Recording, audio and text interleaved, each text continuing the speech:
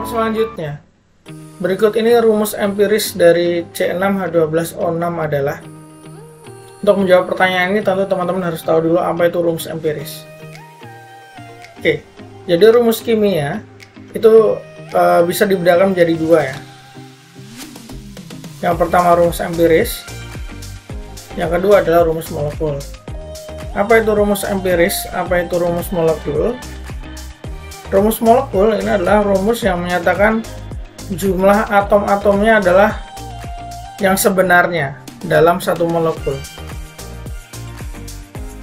Sedangkan kalau rumus empiris, ya perbedaannya di sini. Fokusnya sama-sama pada jumlah atom. Tapi kalau rumus molekul, jumlah atom-atom yang sebenarnya dalam satu molekul. Tapi kalau rumus empiris, jumlah atom-atom merupakan perbandingan mol terkecil dalam molekul tersebut. Contoh, misalnya ada gambar molekul itu seperti ini. Jadi kalau ditulis, rumus molekulnya adalah C2H4, C2H4. Ini rumus molekulnya. Bagaimana rumus empirisnya? Di sini C-nya berapa? C-nya 2, H-nya berapa? Hanya 4. Kalau kita bandingkan C banding H itu kan berarti 2 banding 4. Ini bisa kita sederhanakan menjadi 1 banding 2. So, rumus empirisnya untuk molekul ini adalah CH2. Nah, sekarang pada soal kita diketahui nih molekulnya adalah C6H12O6. So, jadi di sini kita punya C6H12O6, ini adalah rumus molekul. Nah, kita diminta mencari rumus empirisnya seperti apa. Sama seperti yang ini ya, kita bandingkan jumlah atom-atomnya. C-nya banding H banding O ini adalah 6 banding 12 banding 6. Maka kita bisa sederhanakan angka-angka ini menjadi 1 banding 2 banding 1. So, rumus empirisnya adalah C1 atau C gitu aja, hanya 2, H2, O1 atau O. Jadi jawabannya adalah yang C. Next. Satu senyawa terdiri dari atom S, O, dan Cl. Kadar massa S adalah 23,7% dan kadar massa Cl adalah 52,59%. Tentukan rumus empiris senyawa tersebut. Oke, mari kita identifikasi dulu yang diketahui ya. Kemudian persennya O kita nggak tahu. Yang ditanya rumus empirisnya. Untuk mencari rumus empiris ini, kita nantinya akan mencari perbandingan mol atom-atom penyusun dari senyawa ini. Jadi mol S banding mol O banding mol Cl ini berapa. Nah, di sini kita sudah punya kadar massa. S udah ada, Cl udah ada. Nah, O-nya ini belum ada nih. Kita bisa menghitung O ini dengan cara ketika ketiga persen kadar massa atom-atom ini dijumlahkan, hasilnya harus 100%. Jadi kita bisa hitung sebenarnya persennya O itu akan sama dengan 100 kurang persennya S kurang persennya Cl. Nah, karena ini kadar massa, maka kita bisa konversikan menjadi kadar mol. Kalau kita mau mencari mol dari massa, itu kita bisa menghitungnya dengan massa dibagi AR ya untuk atom. Kalau untuk molekul berarti molnya di massa dibagi MR. Nah, kalau kadar mol bagaimana? Kadar mol ya berarti kadar massa dibagi AR atau kadar massa dibagi MR. Karena kita di sini adalah menghitung mol atom-atom atau menghitung kadar mol atom-atom, maka kita bisa tuliskan seperti ini, dimana ARS, ARO, dan ARCl ini bisa kita cari di tabel periodik. Nah, nanti kalau kita lihat di tabel periodik, AR-nya S itu adalah 32, AR-nya O itu adalah 16, AR-nya Cl adalah 35, langsung saja kita masukkan persennya S adalah 23,7 per 32, persennya O adalah 23,71 per 16, persennya Cl adalah 52,59 dibagi AR-nya 35, oke, 35,5. Langsung saja kita hitung.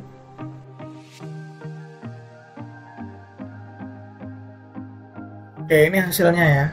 Nah, di sini angkanya masih desimal. Ini gimana caranya kita mengubah angka-angka desimal ini menjadi bilangan bulat? Salah satu caranya adalah dengan membagi dengan angka yang paling kecil di antara angka-angka ini. Tiga angka ini kan ada 0,74, 1,48, 1,48. Kita bagi dengan angka paling kecil yaitu 0,74. Sehingga kita akan peroleh seperti ini. Nah, 0,74 dibagi 0,74 1,48 dibagi 0,742, ya ini juga sama 2. So, perbandingan mol S, mol O, dan mol Cl dalam senyawa ini adalah 1:2:2. Sehingga rumus empiris yang bisa kita simpulkan adalah sebagai berikut. S-nya 1, O-nya 2, Cl-nya 2. SO2 Cl2, ini rumus empirisnya. Kita cek apakah ada jawabannya. Ada ya, yang A. Senyawa organik mengandung C38,71%, H9,68%, dan O 51,61%. Setelah dianalisa, senyawa tersebut memiliki Mr62. Tentukan rumus molekul senyawa tersebut. Baik. Kalau di nomor sebelumnya kita bahas rumus empiris, di sini kita diminta mencari rumus molekul. Sebenarnya caranya mirip ya, cuma ditambah satu tahap aja. So, di sini kita akan bagi menjadi dua tahap. Yang pertama mencari rumus empiris, yang kedua baru mencari rumus molekul. Kita mulai saja dengan langkah yang pertama. Cari rumus empiris berarti kita cari perbandingan mol atom-atom penyusunnya, yaitu molnya C banding molnya H dibanding molnya O. Kebetulan di sini persennya udah dapat semua ya. Persennya kita udah dapat 38,71, kita tulis. AR-nya C itu 12, persennya H9,68, AR-nya H itu 1, dan persennya O dan 51,61, para AR-nya O 16. Nah, dari sini nanti kita bisa dapatkan ini 3,22, 9,68, yang ini 3,22. Oke, ini secara cepat bisa kita tentukan 1:3:1. So, rumus empiris dari senyawa ini adalah C1 atau C, H3O1 atau O. Ini rumus empirisnya. Nah, sekarang tahap kedua adalah mencari rumus molekulnya. Ingat, rumus molekul itu adalah rumus dengan jumlah atom-atom yang sebenarnya dari molekul tersebut. Nah, sehingga kalau AR-nya dijumlahkan, dia akan menjadi Mr. So, secara umum untuk hal ini kita bisa menuliskan rumus molekul itu sebagai CH3O dalam kurung N atau CnH3nON. Tujuan kita adalah mencari NN-nya ini. Mr berarti kan sama aja N dikali ARC tambah 3N dikali ARH tambah N dikali AR. Oh, begini kan. MR-nya kita udah tahu dari soal 62, kita masukkan 2.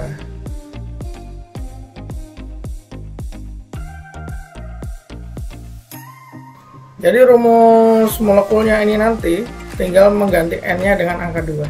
Jadi C2, H3N, N-nya 2, H6, O2. Jawabannya adalah C. Next. Persamaan yang tepat untuk gas ideal adalah, oke, ini obvious ya. Jawabannya A. Jadi ini memang harus hafal nih, hafalan rumus yang soal ini.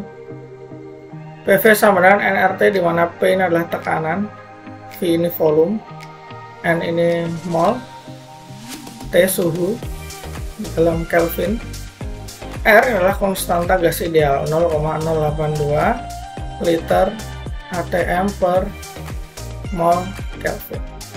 Nomor selanjutnya nomor 25 dan 26. Berapa volume gas senyawa berapa volume gas sebanyak 2 mol pada kondisi STP? Baik, kita bahas dulu yang nomor 25. STP itu standard temperature and pressure, itu 1 mol setara dengan 22,4 liter gas ideal ya. Sehingga kalau 2 mol berapa? Tinggal perbandingan aja. Kalau 2 mol otomatis ini juga ikut dikali 2 gitu kan. 44,8 liter. Ini cara perbandingan ya dari definisi. Namun kalau kalian lebih prefer dengan menggunakan rumus STP itu seperti ini. Volume itu sama dengan mol dikali 22,4. Nah, jadi kalau teman-teman tahu berapa molnya, tinggal kita masukkan. Dalam hal ini 2 kali 22,4 hasilnya 44,8 liter. Jawabannya adalah B. Itu STP. Kalau RTP, nah ini ada RTP nih nomor 26. Berapa volume gas sebanyak 1,5 mol pada kondisi RTP? Nah, kalau RTP itu panjang dari room temperature and pressure. Kalau RTP 1 mol itu setara dengan 24 liter. Jadi kalau 2 mol gitu ya, tinggal kali 2, 48 liter. Kalau 1,5 mol, ya berarti tinggal dikali 1,5 gitu kan. Kalau mau pakai rumus matematis ya mungkin lebih enak ya kalau bilangan desimal ya. V sama dengan mol dikali, ini untuk RTP ya, dikalinya 24. Kalau STP dikalinya 22,4. Nah, tinggal kita masukkan, molnya adalah 1,5 kali 24, hasilnya adalah 36 ya. Well, jawabannya adalah yang D. Kita lanjutkan.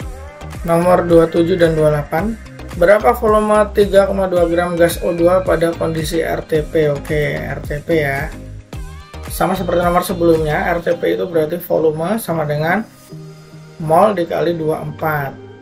Kalau STP mol dikali 22,4. Nah, pertanyaannya, mol ini kita nggak tahu, maka kita harus cari dulu ya. Yang diketahui di sini masanya 3,2 gram.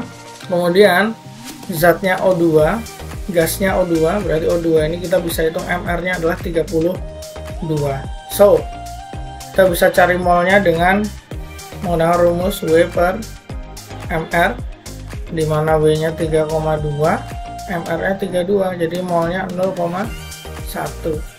Tinggal kita masukkan ke rumus ini. Nah, jadinya kita akan peroleh V sama dengan molnya 0,1 dikali 24, hasilnya 2,4 liter. Jawabannya adalah yang C. Sekarang nomor 28. Ini prinsipnya sama, cuman di sini yang ditanyakan adalah volume 3,4 gram gas NH3 pada kondisi STP. Nah, kalau STP berarti kan volume sama dengan mol dikali 22,4. Nah, sementara yang kita tahu adalah masanya 3,4 gram, zatnya NH3. Nah, ini kita bisa hitung nih, MrNH3 berarti ARN tambah 3 kali ARH, begitu. ARN 14, ARH1 17. Oke, kita hitung molnya. Molnya kita hitung dengan W per MR. Nah, jadi ini pakai 2 tahap ya. Cari mol dulu, baru cari volume. 3,4 dibagi 17, hasilnya 0,2. Setelah ketemu molnya, tinggal kita masukkan, bukan ke sini. Masukkan V sama dengan molnya 0,2 dikali 22,4. Karena ini adalah kondisi STP, berarti 4,48 liter. Jawabannya adalah B. Kita lanjutkan. Sejumlah gas N2 dalam wadah tertutup memiliki volume 4,8 L pada keadaan RTP. Berapa massa gas N2 dalam wadah? Baik. Mari kita identifikasi dulu yang diketahui. Ini ada volume 4,8 liter. Terus RTP. Kemudian gasnya N2, di mana kalau N2 nanti MR-nya adalah 28. Kemudian yang ditanya adalah massa dari gas N2 tersebut. Oke, kita akan jawab. Kalau kita mau mencari massa, kita bisa pakai rumus W sama dengan N dikali mR. mR-nya kita tahu ini 28, molnya kita yang tidak tahu. Maka di sini kita perlu mencari mol terlebih dahulu. Menggunakan apa? Menggunakan data RTP dan volume. Jadi kan kita tadi dapat rumus kalau RTP itu V sama dengan N dikali 24 ya, benar ya, 24 nih RTP. Nah, volumenya kita sudah tahu nih 4,8. Molnya nggak tahu, ini 24. Maka molnya adalah 4,8 per 24, hasilnya tidak lain dan tidak bukan adalah 0,2 mol. 0,2 mol kita masukkan ke rumus massa. V sama dengan 0,2 dikali 28. Hasilnya adalah 565,6 gram. Jawabannya adalah C. Lanjut. Berapa volume 0,5 mol gas ideal pada suhu 27 derajat Celcius dan tekanan 2 atm? Baik, yang ditanya volume ya, berapa. Baik, rumus gas ideal. Kalau STP, RTP tadi kondisi tertentu. Nah, kalau kondisinya suhunya ada, tekanannya ada, maka kita bisa menggunakan rumus gas ideal, yaitu P kali V sama dengan N kali R kali, dimana P ini tekanan, satuannya atm, V ini volume, satuannya liter, N ini mol, satuannya ya mol, T ini adalah suhu, satuannya Kelvin, R ini adalah konstanta, nilainya 0,082 liter atm per mol Kelvin satuannya. Tinggal kita masukkan saja data yang diketahui. P-nya 2 atm, kita masukkan 2, V-nya kita nggak tahu karena yang dicari. N itu molnya 0,5, R-nya 0,082, T-nya kalau dalam Kelvin ya, itu berarti kan 27 tambah 273, hasilnya adalah 300 Kelvin. Kita masukkan sini 300, berarti 2V sama dengan 12,3. V nya berarti 12,3 per 2, hasilnya adalah 6,15 liter. Opsi jawaban 6,15 berarti yang A.